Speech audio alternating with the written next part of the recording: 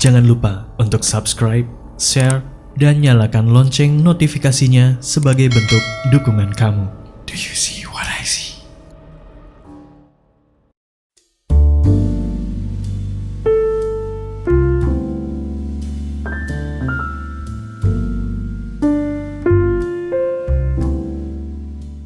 Kalian semua tahu kan, kalau di Indonesia ini banyak banget mitos-mitos yang beredar.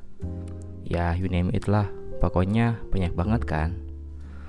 Nah, kisah kali ini mungkin akan berhubungan dengan mitos-mitos tersebut. Ya, pada awalnya gue sendiri juga percaya gak percaya. Cuma lama-kelamaan gue bisa menarik kesimpulan kalau kejadian yang gue alami ini mungkin ada sangkut pautnya dengan mitos-mitos yang beredar tersebut. Nah, mengingat durasi yang akan cukup panjang, mungkin alangkah lebih baiknya jika teman-teman terlebih dahulu mengambil cemilan atau minuman dan memposisikan diri kalian seenak mungkin sambil duduk sambil rebahan. Kemudian jangan lupa pasang headset. Nah, kalau udah semuanya, marilah kita mulai ceritanya.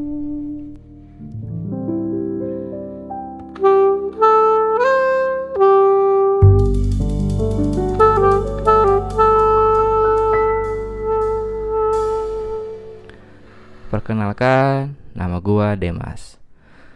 Dan kali ini gua akan mencoba untuk menceritakan sebuah kejadian horor yang pernah gua alami beberapa tahun yang lalu. Tepatnya ketika gua mendapatkan sebuah proyek di sekitaran wilayah Jawa Tengah. Di sebuah tempat yang cukup jauh dari ibu kota Jawa Tengah, yakni Semarang. Ya, kira-kira adalah sekitar 2 jam perjalanan dari tempat gua ke Semarang ini. Kebetulan gua pergi ke sana tidak seorang diri. Gua ke sana tuh ditemani seorang supervisor lapangan, sebut saja namanya Bapak Erwin. Nah, setelah menempuh perjalanan cukup jauh dari Bandung, kami akhirnya tiba di desa yang akan menjadi tempat proyekan kami. Begitu masuk desa, kami disambut dengan sebuah gapura berwarna putih gading yang kelihatannya sudah cukup usang. Tapi pada saat itu, gua belum sama sekali memikirkan kalau gua akan mengalami sebuah kejadian yang cukup dibilang menyeramkan. Sebenarnya, beberapa minggu sebelum gua dan Pak Erwin ini tiba di sana, gua terlebih dahulu nih pernah ke desa tersebut dengan niatan untuk mencari sebuah rumah singgah, karena mengingat waktu proyek kami yang akan memakan waktu cukup lama. Akhirnya setelah mencari-cari, gua menemukan sebuah rumah yang dikontrakan dengan harga yang begitu murah. Tanpa tedeng alih, tanpa berpikir lama, akhirnya gua deal-dealan dengan sang punya rumah. Lumayan juga nih, pikir gua kan, bisa mendapatkan rumah murah yang jauh di bawah anggaran. Ya, kembali lagi pada awalnya, gua nggak kepikiran macam-macam. Yang penting ada sanggul lebih saat pulang ke Bandung. Dasar. Rumah itu hanya 1 lantai memang, tapi cukup luas. Luasnya memanjang ke belakang. Rumahnya itu khas di perkampungan gitu loh. Jadi ya sederhana. Kemudian di depan rumahnya tuh ada kaca yang besar 2 buah. Kemudian ada 2 buah tiang juga yang menyangga langit-langit gitu kan. Kemudian ya ada teras, ada tamannya kecil, dan juga ada tempat parkir untuk mobil. Nah, sore hari ketika gua akhir tiba di sana dengan Pak Erwin, setelah Pak Erwin memarkirkan mobilnya, gue dan Pak Erwin berjalan menuju rumah tersebut, menapaki jalan setapak yang tersusun dari batu-batu kerikil. Dan setiap kali kita berjalan di sana, batu-batu itu akan bergesekan dan memunculkan sebuah suara. Di samping jalan tersebut ada sebuah taman kecil yang tadi ku ceritakan. Taman kecil ini ditumbuhi oleh alang-alang yang cukup tinggi. Ya maklum, konon kata sang punya rumah tersebut sudah cukup lama kosong. Mungkin adalah sekitar 6 tahunan sejak penyewa terakhir tinggal di sana. Bau pengap segera menghambur saat Pak Erwin membuka pintu rumah yang berwarna coklat itu. Karena hari sudah menjelang senja, gue dan Pak Erwin segera menaruh barang-barang bawaan kami. Di rumah tersebut sebenarnya ada 2 kamar, tapi karena Pak Erwin ini bisa dibilang cukup penakut, jadi ia meminta gua untuk menemaninya tidur di kamar yang sama. Ya gimana lagi kan ya, namanya anak gua, bisa apa sih kalau diminta kayak gitu kan. Akhirnya gua dan Pak Erwin pun mengangkut sebuah kasur dari kamar lainnya. Gila aja kan kalau harus ranjang berdua gitu kan, gua masih normal gitu. Nah jadi di rumah itu selain ada 2 kamar, ada 1 dapur, dan juga ada 1 kamar mandi, juga ada 1 ruang tamu ataupun ruang tengah lah. Nah kebetulan isi perabotan rumah yang kami sewa itu cukup komplit. Karena ada selain 2 ranjang, ada lemarinya. Di sana juga terdapat sebuah TV dengan ukuran 14 inch di ruang utama. Ya kecil memang dan sudah usang juga, tapi hal itu sangat berharga bagi kami. Di dapur pun sudah ada kompor dan peralatan dapur lainnya, ya untuk kami masak sehari-hari gitu ya.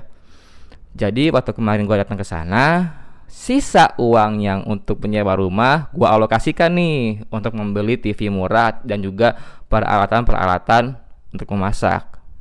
Intinya untuk bertahan hidup di sana lah gitu. Setelah membersihkan diri, sekitar mungkin ya jam 7 malam lah, gua dan Pak Erwin duduk di depan TV sambil berbincang-bincang ringan mengenai proyek yang akan kami jalani. Gue sempat bilang juga ke Pak Erwin bahwa gua tuh sudah menemukan beberapa warga setempat yang bisa kami pekerjakan. Nah sebenarnya malam itu kami ingin berkeliling desa untuk lebih mengenal medan area sekitar, sekaligus untuk beramah tamah. Tapi karena selain tubuh yang sudah mulai kelelahan, malam itu rasanya cukup sepi sekali. Karena selain suara azan Isya yang baru berkumandang, suasananya itu terbilang cukup sepi. Ya wajar saja gitu kan, gua pikir karena ya ini kan perkampungan, beda dengan di kota kayak gitu. Nah sedikit gambaran mengenai dalamnya rumah itu. Dari kamar mandi menuju dapur itu kita harus melalui sebuah lorong yang tak terlalu panjang memang. Kalau gua rasa sih ya, mungkin pada awalnya dapur itu terpisah dari bangunan utama dan baru dibangun belakangan. Terlihat dari perbedaan lantai yang berada di bangunan utama yang sudah dikeramik, sedangkan di area dapur belum dikeramik sama sekali.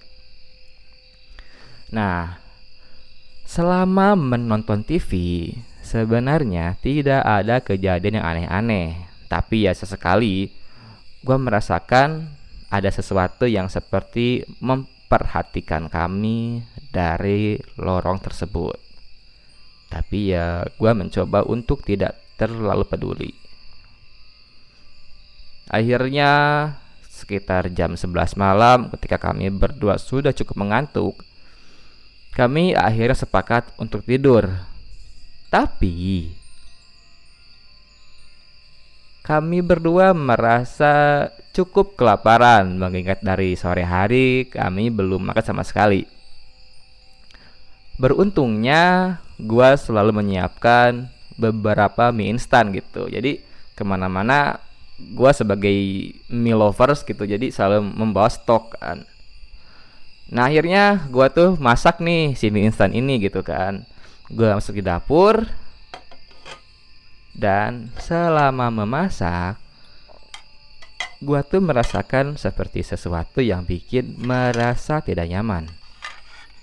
Tapi ya gua kembali mencoba untuk berusaha cuek. ya dan masak gitu kan. Nah, selama memasak mie itu, selain ada yang gua rasakan tuh ada yang memperhatikan, gua juga merasakan dinginnya angin malam yang berhembus melalui celah-celah ventilasi yang agak menambah keinsecurean gua gitu loh. Jadi sesekali bulu-bulu di badan gua tuh sempat meremang gitu. Tapi ya karena gua lagi konsen masak mie kan, jadi gua nggak terlalu memikirkan masalah itu, cuman ya agak-agak mengganggu dikit lah. Nah, udah beres masak nih, gua tuh ngebuang si air bekas rebusan ini di tempat pencucian piring yang berbentuk wastafel gitu kan. Jadi ada baknya, ada kerannya. Nah, gua buang di situ. Singkat cerita, kami ini udah selesai makan, terus sudah lumayan kenyang gitu kan. Jadi ya lebih lama waktu memasaknya daripada makannya. Nah, akhirnya setelah perut kenyang kan, kita berdua mencoba untuk tidur. Karena esok pagi sebelum ke lokasi proyek, kita akan terlebih dahulu menyambangi rumah Pak Kades untuk beramah tamah. Entah sudah jam berapa saat gua terbangun nih, karena ketika gua tidur, gua mendengar ada suara-suara yang cukup mengganggu kehidmatan tidur gua pada saat itu. Gua mencoba untuk menajamkan pendengaran dan mendapati Pak Erwin sedang ngorok dengan merdunya. Mungkin saking merdunya nih, boyband dari Korea pun akan minder dengan suara ngoroknya Pak Erwin. Ah kampret, cuman Pak Erwin doang sih lagi ngorok gitu kan, gua pikir. Tapi setelah gua lebih fokus, ada suara aneh lagi yang terdengar selain suara ngoroknya Pak Erwin ini, yang saling bersahutan dengan suara burung. Jadi ada suara yang sangat berisik berasal dari bangunan yang memang berdempetan. Yang gua pikir suara ini tuh berasal dari bangunan di sebelah rumah yang gue tinggali ini kan. Lama-lama suaranya pelan dan memelan. Nah, mungkin gue rasa gue cuma salah dengar kan. Ya udahlah, akhirnya gue mencoba untuk tidur lagi. Dan ketika gue mencoba untuk tidur, gua dikagetkan dengan suara yang sangat berisik. Suaranya seperti seseorang yang tengah memaku dinding. Otomatis kesel dong. Siapa sih nggak kesel lagi tidur, keganggu kan? Siapa sih yang malam-malam aku dinding kan? Gua ya agak sebel juga sebenarnya. Tapi ya gua mencoba untuk mengerti lah. Mungkin ya karena gua sebagai pendatang, ya gue memaklumi hal itulah. Jadi daripada ribet, ya gue ambil headset dan memutar lagu untuk bisa menghindari suara yang cukup mengganggu tadi.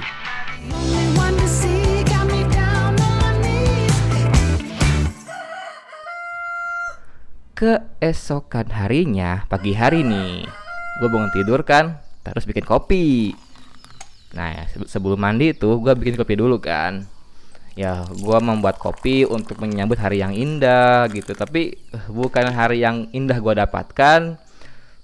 Pagi itu gue malah dibuat jengkel. Kenapa? Karena secangkir kopi yang gue buat tadi, gue tinggal mandi nih. Nah, ketika gue beres mandi, ternyata si kopi itu sudah ludes habis, tinggal menyisakan ampas yang legam dan hitam di dasar cangkir. Ya, gue pikir ya mungkin Pak Erwin yang minum kan. Ya, begitulah. Ya wis lah, rapopo gitu kan gue pikir. Sekitar jam 8 pagi, gue dan Pak Erwin menyambangi rumah Pak Kades. Ya, untuk bersilaturahmi sambil meminta izin untuk memulai proyek. Sambutannya ya bisa dibilang cukup hangat gitu. Nah, singkat cerita, hari pertama ini Proyek sudah berjalan. Sore harinya menjelang maghrib, gua dan Pak Erwin pulang ke rumah singgah yang mungkin ya berjarak sekitar 30 menitan lah dari lokasi proyek kan. Lembayung langit yang berwarna orange tampak indah saat itu. Tak ada sedikit pun perasaan yang aneh-aneh. Perlahan langit pun berubah menjadi gelap. Jauh sebelum jargon anak senja hadir oleh anak-anak indie dan edgy, gua sudah terlebih dahulu menikmati secangkir kopi di kala senja tiba. Kali ini, selepas tiba di rumah, gua kembali menyeduh kopi hitam karena selain memang ingin menghangatkan tubuh selepas mandi, kali ini tuh sebagai pelampiasan nih. Karena tadi pagi kan kopi yang gua bikin hilang, tak tahu rimbanya gitu, nggak tahu kemana si kopi ini hilangnya. Nah, lantas secangkir kopi hitam yang baru gua buat tadi gua taruh di meja kan, di ruang utama. Gua ngopi sambil nonton TV. Yang bikin anehnya, secangkir kopi itu bergerak dengan sendirinya, menggeser beberapa senti.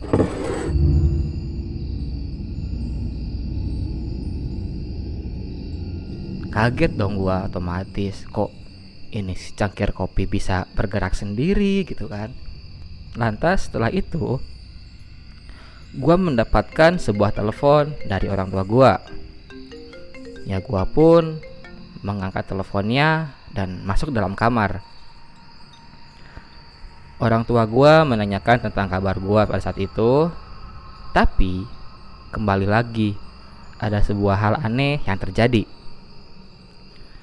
Di mana orang tua gua bilang gitu, "Aa, kok di sana berisik banget sih?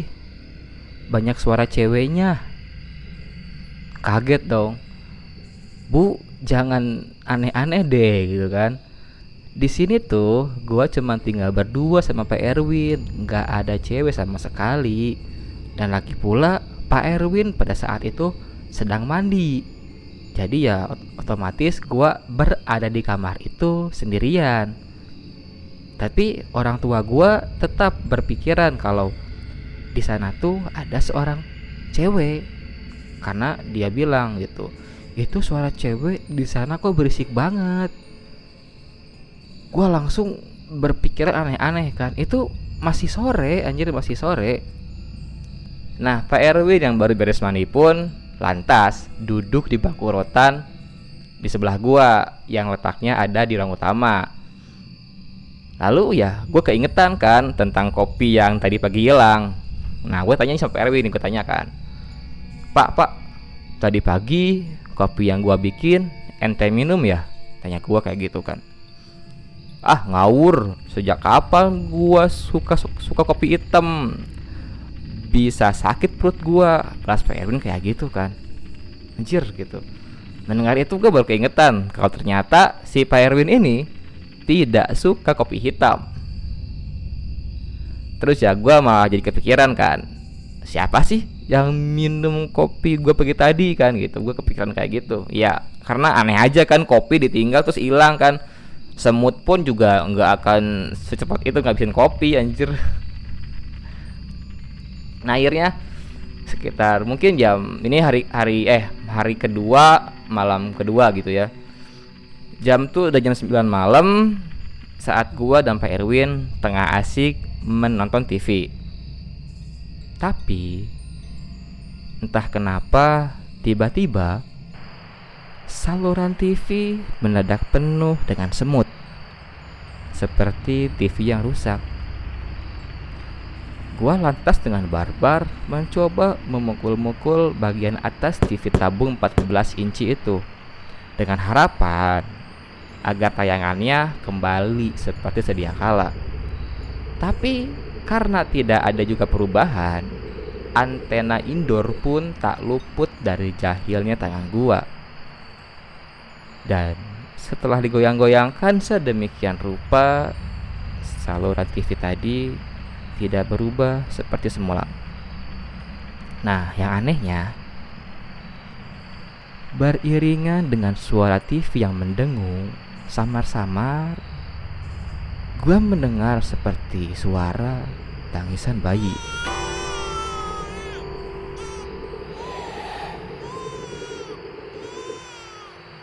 Gua memandang Pak Erwin yang asik memperhatikan gua mematung. Gua sempat bertanya pada Pak Erwin, "Pak, dengar suara tangis bayi enggak?" Pak Erwin menggeleng sesaat. Tetapi sesaat kemudian setelah TV dimatikan, raut wajah Pak Erwin berubah seketika. Aduh, anjir, gue merinding kalau ingat suaranya. Aduh. Suara tangisan bayi perlahan-lahan semakin keras terdengar. Gua dan Pak Erwin saling menatap. Hingga di satu titik kami sepakat jika yang kami dengar benar-benar suara tangisan anak bayi. Suara itu berasal dari area belakang rumah, which is dari arah dapur. Seketika itu juga bulu kuduk gua berdiri kencang. Setelah beberapa saat, akhirnya kami berdua memutuskan untuk masuk dalam kamar. Karena selain karena kengerian yang kami rasakan, kami juga ya lebih baik lah kalau kita tuh berada dan diam diri di kamar saja gitu kan. Kami merasa bahwa di kamar itu kami lebih aman. Tapi ternyata tidak seperti itu. Ketika kami di kamar, ya awalnya kami mencoba kembali untuk menenangkan diri gitu ya, untuk meredakan rasa ngeri yang kami sempat rasakan. Kami ngobrol masalah proyek nih. Ya kita ngobrol-ngobrol berdua. Dan lama-lama ya ketiduran gitu kan, karena ya mungkin karena capek juga kan. Nah, saat menikmati enaknya tertidur, ketika lagi tidurnya pulas, gua kembali mendengar suara yang malam kemarin gua dengar, yakni suara ketukan yang berasal dari ruang sebelah. Otomatis gua kembali ngedumel dong. Siapa sih cok yang makut tembok malam-malam gitu kan, makut tembok ke malam-malam sih, ada kerjaan banget kan. Ya dan itu tuh nggak sebentar, itu lama. Sampai mungkin sekitar jam 3 atau jam setengah 4 ya. Pokoknya sebelum azan subuh tuh baru reda. Dan gue tuh baru bisa tidur jam segituan. Ya jadi gue kurang tidur lah pada malam itu kan. Ya mulai rasa kekesalan ditambah dengan rasa kurang tidur gitu kan. Akhirnya pagi itu ketika gue habis mandi, sebelum berangkat menuju tempat proyek, gue mampir nih ke rumah sebelah dengan niatan untuk komplain kan. Nah, tak berapa lama kemudian pintu rumahnya terbuka setelah gue ketuk kan. Seorang bapak-bapak keluar, ya mungkin sekitar 40 tahunan lah. Langsung ya gue utarakan lah segala keluhan yang gue rasakan kan. Pak, mohon maaf nih, sekiranya kalau mau makut tembok atau mau benerin apapun lah itu, tolonglah jangan tengah malam dong. Berisik banget pak, saya nih gak bisa tidur gitu, cerca gue kayak gitu kan. Wah, pokoknya gue mencerita si bapak itu kan. Dan ternyata sang bapak tersebut malah menjawab dengan jawaban yang membuat gue dan Pak Erwin melongo. Maaf dek, tapi suara berisik itu bukan berasal dari saya. Karena saya pun juga terganggu dengan suara yang berisik itu. Karena suara yang saya dengar berasal dari kamar Ade. Dari rumah yang Ade tempati. Saya juga gak bisa tidur dek, pungkas si bapak itu. Kaget dong, ya terlebih gua gitu kan. Gua kaget banget tuh. Ya kemudian gua mencoba untuk merangkai segala kejadian yang mungkin kalau dirasa kurang masuk di akal ketika gue tinggal selama 2 hari di rumah itu. Ya gue mencoba mengeluarkan teori-teori konspirasi lah gitu kan, mengenai rumah ini kan ada apa sih gitu kan. Nah singkat cerita nih, di malam ketiga ini seperti biasa kan, gue hendak tidur nih di kamar dengan Pak Erwin. Ya lagi-lagi gue nggak bisa tidur karena ada suara berisik yang kembali hadir terdengar.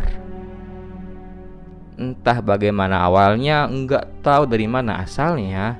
Karena setelah lebih seksama gua dengarkan, suara itu ternyata berasal dari sebuah lemari yang berada di kamar yang kami tempati. Baru saja gua beranjak bangkit dari ranjang, lampu gantung yang berada di ruangan itu segera bergerak seperti tertiup angin. Dan tak kenapa ranjang pun terasa seperti turut bergoyang. Di tengah kepanikan, ya karena gue pikir pada saat itu ada gempa ya yang terjadi. Karena ada gempa jadi si lampu goyang, si kasur goyang juga kan. Gue mencoba membangunkan Pak Erwin yang berada di sebelah gue kan. Pak bangun Pak, ada gempa Pak, ada gempa Pak gitu kan. Pak Erwin pun bangun. Nah, kejadian yang paling ekstrim ini ialah saat gue dan Pak Erwin hendak keluar dari kamar. Karena lemari yang besar itu yang terbuat dari kayu jati bergerak dan bergeser menutupi pintu kamar. Anjir, merinding lagi gue. Sontak saja gue berteriak kan, astagfirullah. Ya logikanya itu lemari besar, berat dong. Ya mustahil bisa bergeser sejauh itu dari tempatnya hingga menutupi pintu. Ya memang sih tempat si lemari itu berada di sebelah pintu. Ya cuman kalau dilogikakan gak masuk akal gitu. Gak mungkin si lemari bisa ngegeser. Kan ya aneh gitu kan. Anjir ya. Akhirnya di tengah kepanikan nih, dilanda kepanikan, gue dan Pak Erwin segera berusaha untuk menggeser lemari yang menutupi pintu. Dan setelah mencoba beberapa saat, akhirnya kami bisa untuk menggeser lemari itu dan membuka pintu untuk pergi keluar. Nah, ketika gua berhasil keluar rumah, mungkin karena suara kami yang cukup membuat gaduh, akhirnya banyak tetangga yang keluar rumah dan menghampiri kami. Ya kemudian mereka bertanya gitu pada kami, ada apa gitu kan. Tapi ya karena gua merasa gak enak, jadi gua gak bercerita tentang kejadian mengerikan yang baru saja gua alami. Gua mengelak dan berkata jika tadi itu serasa seperti ada gempa. Nah, yang anehnya, ketika gua bilang seperti itu, warga lainnya seperti tampak tidak percaya. Tapi ya mereka seperti bertindak biasa saja, seperti hal itu memang sudah sering terjadi gitu loh. Nah, keesokan harinya, pagi harinya, gua dan Pak Erwin meninggalkan rumah itu dan pindah tinggal di sebuah kos-kosan yang milik Pak Kades. Ya, walaupun kami sudah menyewa rumah itu untuk beberapa bulan, gua dan Pak Erwin berpikir kalau gua tuh lebih baik selamat daripada harus mengalami hal-hal ekstrim lagi. Jadi ibaratnya mending rugi uang lah daripada rugi nyawa kan. Ya ekstrim juga kan itu. Lemari berat bisa ngegeser kan. Aduh ya Allah ya Robi. Singkat cerita, beberapa bulan sudah berlalu. Proyek kami akhirnya sudah rampung. Ya tinggal beberapa hari lagi lah kita akan meninggalkan desa tersebut. Suatu hari, jadi ada sebuah warteg yang letaknya tidak jauh dari tempat proyekan kami kan. Itu sudah menjadi langganan kami nih si warteg itu. Nah, ketika makan siang nih, ketika asik makan kan, sang pemilik ibu warteg bertanya, Mas dulu sempat tinggal di rumah yang itu ya gitu kan, rumah coklat itu kan. Iya bu, emang kenapa? Tanya gua balik kan, gua penasaran dong. Enggak betah ya mas? Iya bu, gua bilang kayak gitu kan. Iya bu, enggak betah. Kok ya kayak serem banget gitu kesannya, kata gua kan. Sampai pernah ada yang ekstrim banget bu, gitu gua bilang kan. Itu ada lemari besar bu yang bisa gerak sendiri, serem dah pokoknya gitu kan. Terus si ibu bilang kayak gini dengan apa ya? Dengan entengnya gitu loh. Oh iya mas, soalnya beberapa orang yang sempat nyewa di sana juga dulu sering ngalami hal yang sama, hal-hal menyeramkan, hal-hal ekstrim kayak gitu. Jadi sebenarnya rumah itu udah sering disewakan mas, tapi gak ada yang betah tinggal di sana. Nah bahkan sampai sekarang juga itu rumah tuh gak pernah laku kalau dijual. Calon pembelinya selalu aja merasa gak enak. Ya, ibu tersebut berusaha menjelaskan tentang rumah itu kan. Nah gue makin penasaran kan, ada apa sih dengan rumah itu kan. Ya akhirnya gue nanya sama si ibu, kok bisa sih ibu gitu kan. Nah jadi mas, si ibu cerita lagi kan. Jadi mas, sejarahnya dulu sekitar tahun 70-an atau 80-an ketika ibu masih kecil, rumah itu dulu bekas praktek dukun beranak, atau ya dukun aborsi gitu dah gitu kan. Dan juga sang ibu penjual warteg itu memberikan sebuah fakta yang cukup menarik. Karena beliau mengatakan, konon katanya mayat-mayat bayi korban aborsi itu ternyata dikubur di halaman belakang, which is yang sekarang itu sudah menjadi dapur. Ya akhirnya gue mendapatkan sebuah titik terang, karena beberapa kali ketika gue berada di dapur, gue tuh seperti mencium bau amis gitu, amis darah kayak gitulah. Dan dengan cerita dari ibu tadi ya gue seperti mendapatkan jawaban kenapa sih di sana tuh selalu berbau amis. Setelah mendengar penjelasan ibu tersebut, otomatis gue kaget dong. Gue mengejat terkejut, anjir pokoknya kaget lah. Ya kemudian semuanya seakan-akan menjadi make sense. Gue mencoba merangkai segala kejadian yang gue alami, mulai dari suara anak bayi yang gue dengar kan. Oh iya, dan juga pernah sekali ketika gue mau mandi di dapur tuh, gue pernah ngelihat seperti ya apa ya namanya ya, mungkin bisa dibilang kayak cairan apalah gitu, pokoknya kayak darah, cuman bukan darah, gue lupa apa itu, pokoknya kayak darah tapi bukan darah gitu loh. Gue bilang ya gue pikir ya itu cuman air rembesan apalah gitu kan, gue tidak berpikir aneh-aneh. Tapi setelah mendengar cerita ibu ini, gue akhirnya menemukan sebuah jawaban yang mungkin kan itu bekas persalinan atau apa gitu kan. Ya karena selain suara tangisan bayi yang gue dan Pak Erwin dengar gitu kan, gue menemukan sebuah titik terang kenapa gue mengalami kejadian-kejadian yang cukup menyeramkan, dan kenapa sih harga sewa rumah itu sangat murah sekali. Dan triggernya mungkin saat gue membuang air panas bekas rebusan mie di wastafel. Nah karena sepulang gue dari desa tersebut, gue sempat dimarahi nyokap karena membuang air bekas rebusan mie di wastafel. Karena nyokap gue bilang, itu kalau kita ngebuang air panas di sana bisa membuat pipa pembuangan air mengkerut.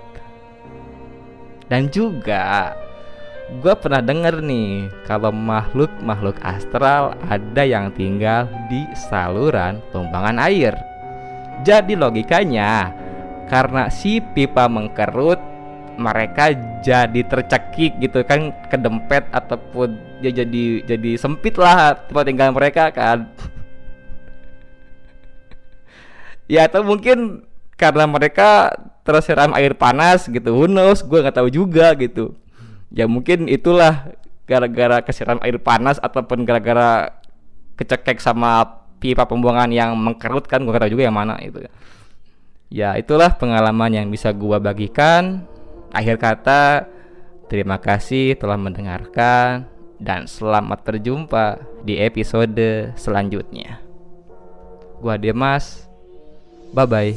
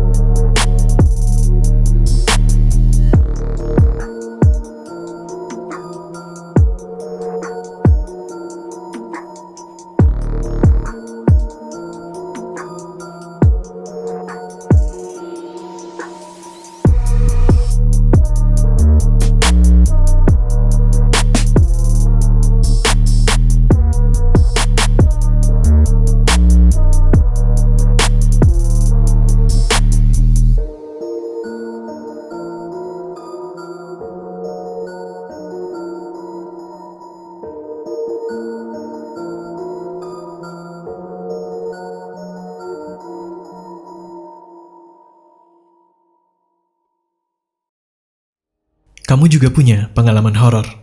Kirim cerita kamu ke alamat berikut.